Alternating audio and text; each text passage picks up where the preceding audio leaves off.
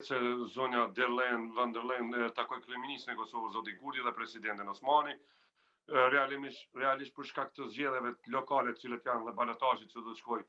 muajin tjetër nuk ka pas konferencë për media. Kjo ka qenë arsye të cilën e tha edhe vetë kabineti i saj, po më nga Komisioni Evropian që e theksuan që konferencë për shtyp nga palët nuk ka pas për shkak të zgjedhjeve, ndërsa ajo që mu vlen të theksohet fakti është kërkesat që ajo i bëri krerëve politik Kosovë duke pa në një farë mënyrë të arsyeja kur tha se Kosova duhet të deshkallëzojë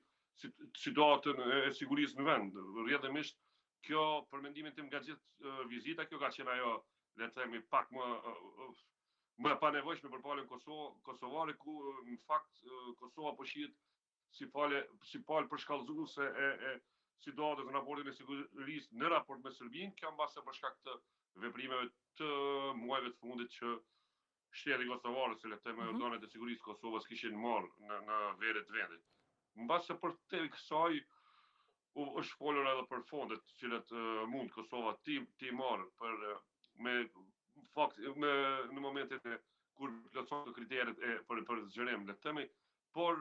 dihet fakti që në vitin 2024, po edhe në këtë vit Kosova nuk është se ka marrë ndonjë garant ose le të themi fonde nga Komisioni Evropian ose nga Bashkimi Evropian. Edhe domethënë fatkeqësi është, po them kështu sinqerisht, që Kosova gjendet në situatën cilën edhe vetë presidenta e Komisionit Evropian e sheh si palë, le të themi, dekonstruktive në raport edhe me rajonin edhe me vetë Serbinë, ku Kosova dihet se ka një, le të themi, një problem ende pas gjithë ata me mos njohjen e shtetet nga njëra tjetra.